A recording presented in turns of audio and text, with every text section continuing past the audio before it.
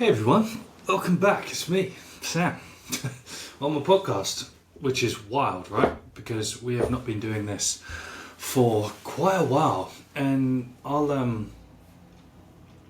tell you the truth. Really, I started redoing the podcast again last year, and I just fell off. I just fell off in terms of trying to, you know, book guests, which is a bit of a pain in the ass, if I'm completely honest, and getting timings right, and people have different schedules. Also, some people want money to come on podcasts now, which is frightening.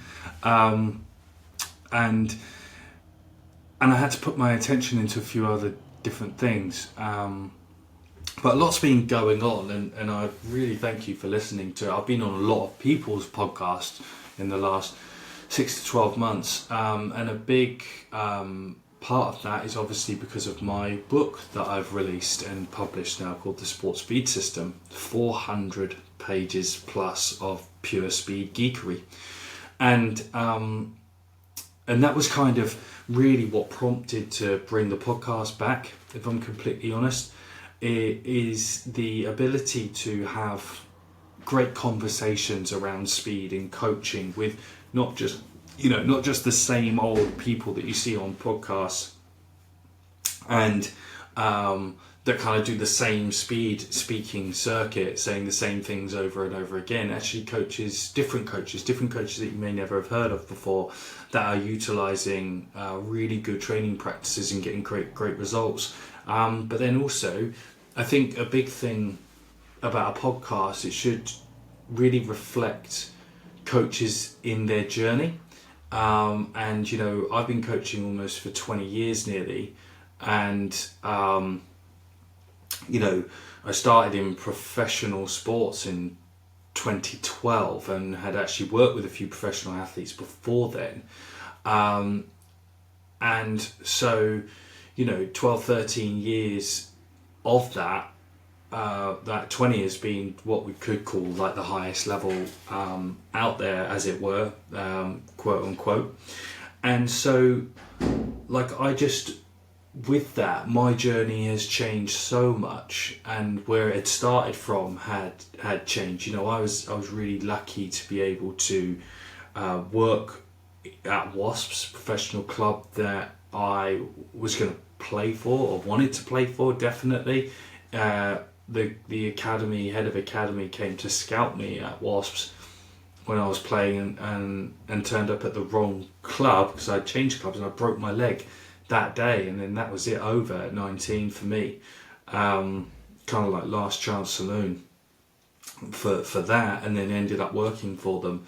And you probably, if you've heard me on other podcasts, you would have heard that story by now. And that was kind of like a really amazing place to be able to then, a few years later, after graduating university at Brunel, to then go and work at the Boyhood Dream Club, and do that and get through, and then working inside the first team with amazing players, and actually ultimately having to resign, which was really sad in 2015. I walked away from Wasps with no job.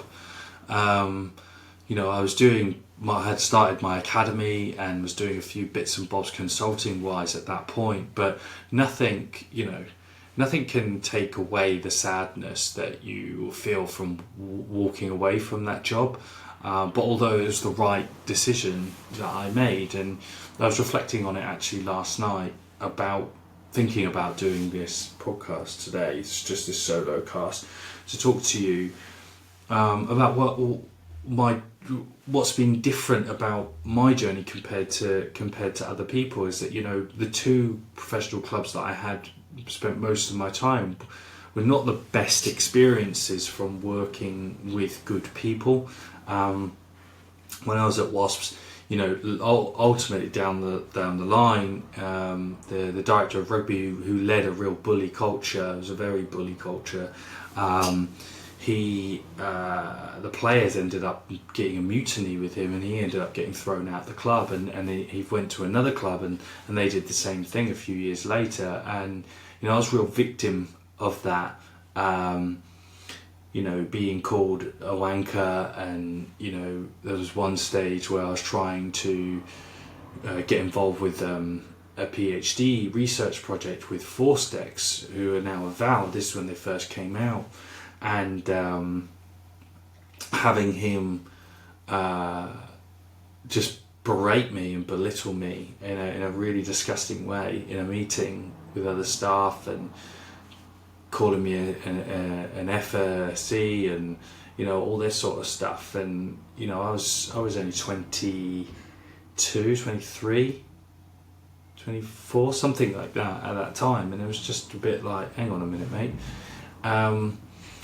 And we're getting really stuck with this power struggle of like, what is good practice and what is the real world of essence of sports performance and stuff. And there's many stories like that which I'm going to be really diving into as this podcast progresses, along with a lot of applied information as well, which is part of it. But then in 2015, December 2015, I lost my brother. My brother passed away. And that shocked me and rocked me big time. He was older brother by 13 months, and as you can imagine, if you've ever lost anyone, having your older brother, who you looked up to for so many years, be gone, it changes the way you look at life, the way you look at the world, the way you see the world, and your role in it. And I think that has a massive influence on the journey of me with my mental health and my understanding myself and my mindset, and how I see the world, and the way that I try to do my business, which ultimately then put me on this different path. And when in 2018, fast forward, I got let go. I was actually I worked for a private track and field club. And it's been years now, so I'm sure I can say this. And this is where I learnt a lot about speed, because I was working with sprinters every week. And I actually ended up going in for a pre-season meeting with the head coach, and I was kind of like assistant track coach and strength and conditioning coach.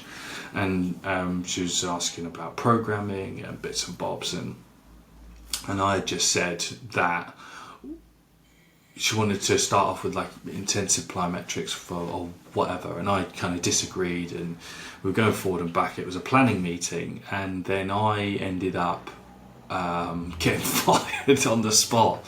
She said, sorry, no, you're gone, basically. Her and this other decided, and then she made up a load of nonsense, and I was fired and I was gone. And that was kind of like the following, that was 2019, the winter 2018, I think. Anyway, in between 2015 and 2018, anyway. But then I ended up getting fired at Ealing after 2.5 years of making some really good progress there. And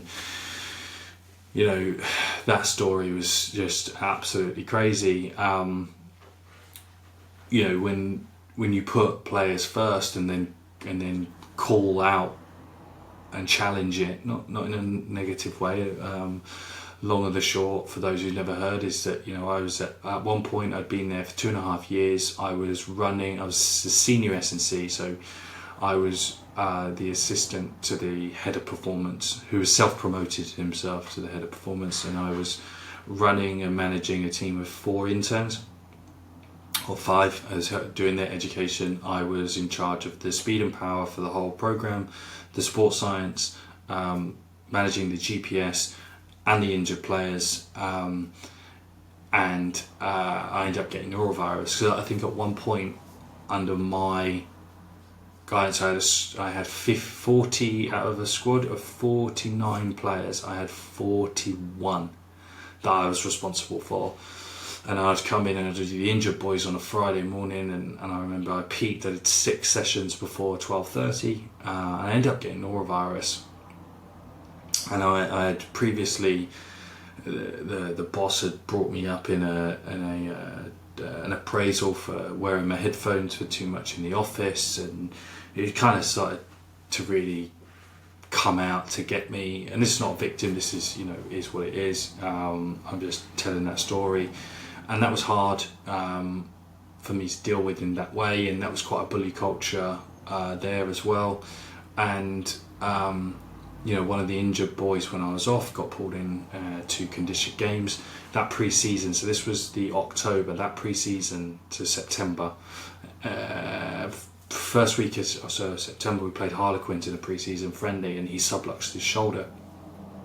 Well, he was managing an acute Achilles tendinopathy at the time as well, and a chronic one. He was just managing it constantly, and he subluxed his shoulder, and so he had been doing running, just jogging with a ball in his hand because he had still function in trainers, and he was so reduced, and that was the way he was getting some of his conditioning in and keeping trying to rehab this Achilles as well.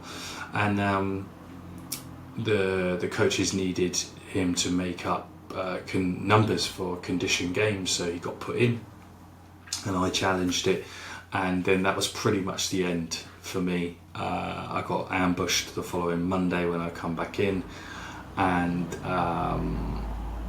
the following Wednesday I was called in for a catch-up, and I was let go. They used an excuse that a player who had just done his ACL as a scrum half, they needed to free up money to then buy another scrum half in on short notice, but they still paid me out. So that was, you make of that as you wish. So that journey, for me, very different. Those two major clubs, really different experiences, and I'd love to hear from other coaches who've been through similar stuff and about how you navigate it. And the idea after that, I kind of just said to myself, I'm never going to go back. I'm never going to fall victim to this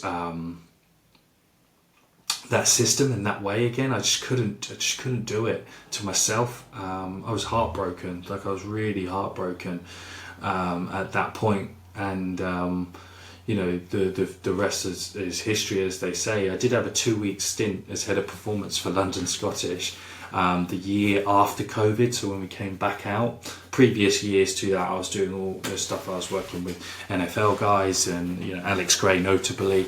Spent a lot of time with him. I love that guy to death, and we and many other different projects along the way, which was great fun, absolutely great fun. More stories that will come in the coming weeks and months. But when I went to the London Scottish, I hadn't been paid. I'd worked for 2 weeks and I hadn't been paid, and I didn't have a contract. So I told them that if I don't have it by the Monday morning, I'm not coming back to work. And I didn't have it on Monday, so I didn't go back to work. And this was from the following week, as you don't treat people like that. And so I left, and because that was an opportunity to do something a little bit differently. They had a very open book, and to run a really, really speed-driven rugby program, which would have been really interesting. But that didn't happen, and that's fine.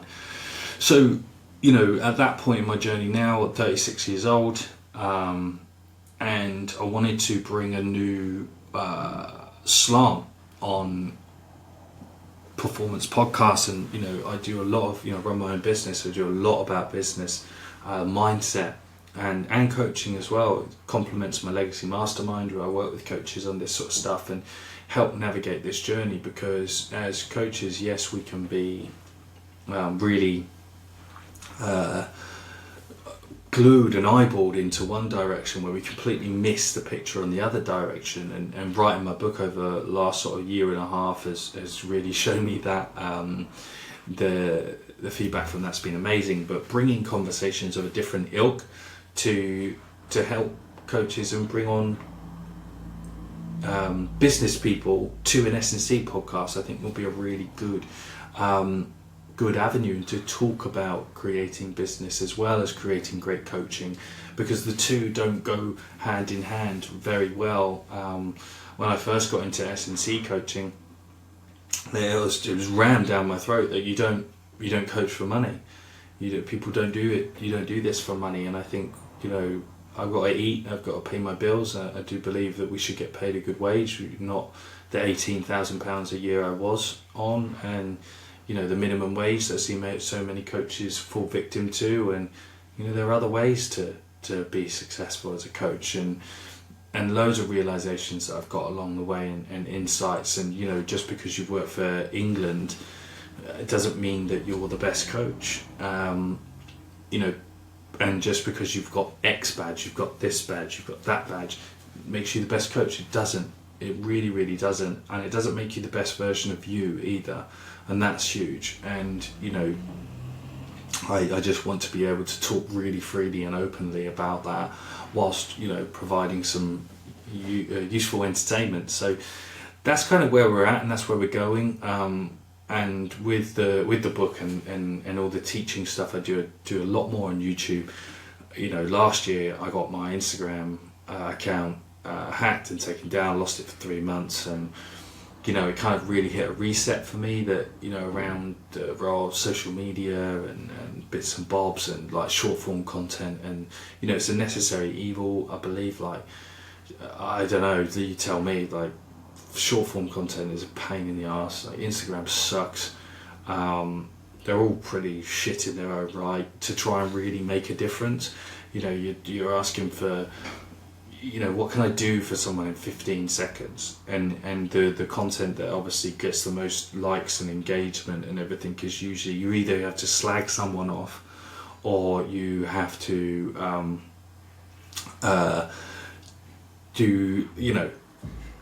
talk about something really non-specific, and just, or the drill. You can sense my frustration. So I do a lot more on YouTube, and what I'm going to do is, I know coaches, you may chuck this on in the car on your way to work or in between bits and pieces. I'll be uploading a lot of the audio from the YouTube videos for you to check out on here as well. I'm just going to sort of cross-pollinate the two, and I think that'll be a really good blend for coaches out there. So hopefully you enjoyed those ramblings for like the last 18 minutes or so, but we are back. Sound Important Podcast is going to do some really cool things, I hope, for you and for me as well. Like, it's a selfish endeavour, absolutely. Like, I really want to enjoy this and have fun doing this. So I can't wait to see you on the the next episode. We've got some cool guests in the pipeline coming up. But for now, I'm going to get a load of YouTube videos uploaded, and we'll just keep dropping episodes. And let me know if you want to actually come on. Just send me a message, email me, or DM me. Email me, sam@coachsport.co.uk. DM me on Instagram or whatever, and come on for a chat. I'm happy. I want to talk to anyone and everyone, because I stopped listening to S&C podcasts about 10 years ago. Because they're really boring, and I don't want to be boring, so let's not be boring. Alright, so send this to anyone if you think that you could listen to it and they'd like it and hear this refreshing take on it, and if you don't, that's fine. I'll still be here, you will as well, so sweet. I'll see you on the next episode. Cheers.